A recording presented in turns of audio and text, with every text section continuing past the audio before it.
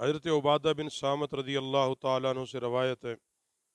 کہ جو غزوہ بدر میں شریک تھے اور بیعت عقبہ والوں میں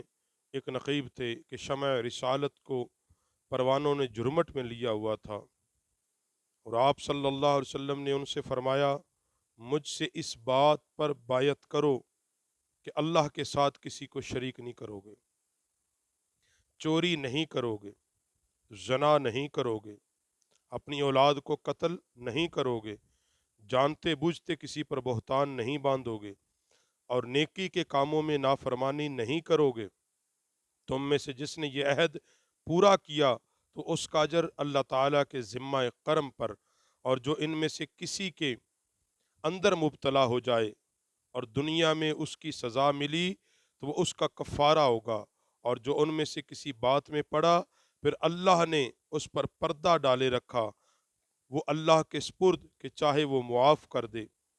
اور چاہے اسے سزا دے۔ ہم نے اس بات پر آپ صلی اللہ علیہ وسلم پر بایعت کی۔ اور دوسرے مقام پر حضور صلی اللہ علیہ وآلہ وسلم نے ارشاد فرمایا، حضرت ابو سعید خضری رضی اللہ تعالیٰ عنہ سے روایت ہے،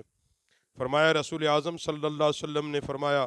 قریب ہے مسلمانوں کا بہترین مال اس کی بکریاں ہوں گی جن کے پیچھے وہ پہاڑوں کی چوٹیوں اور چٹیل میدانوں میں اپنے دین کو فتنوں سے بچانے کی خاطر بھاگتا پھرے گا۔ اور دوسرے مقام پر یہ بھی حدیث آتی ہے، ایک زمانہ ایسا آئے گا کہ انسان کو اپنا دین بچانا اتنا ہی مشکل ہو جائے گا جس طرح ہاتھ میں آگ کا انگارہ پکڑنا مشکل ہوگا۔ یعنی فتنے اس قدر رونما ہوں گے، فتنے اس قدر اٹھیں گے کہ ہر بندہ اپنے آپ کو مومن تصور کرے گا اور اسلام میں نقب زنی کرے گا۔ اس لیے حضرات گرامی قدر نبی پاک صلی اللہ علیہ وسلم نے صدیوں پہلے اپنی امت کو اس سے آگاہ فرمایا، اور پھر حضور سید عالم صلی اللہ علیہ وسلم حضرت اماں عائشہ الصدیقہ رضی اللہ تعالی عنہ سے روایت ہے کہ رسول اعظم صلی اللہ علیہ وسلم لوگوں کو ہمیشہ ان کاموں کا حکم فرماتے جو ان کی بساط کے اندر ہوتے۔ لوگ عرض گزار ہوئے، یا رسول اللہ ہم آپ جیسے تو نہیں، کیونکہ آپ کی خاطر تو اللہ تعالیٰ نے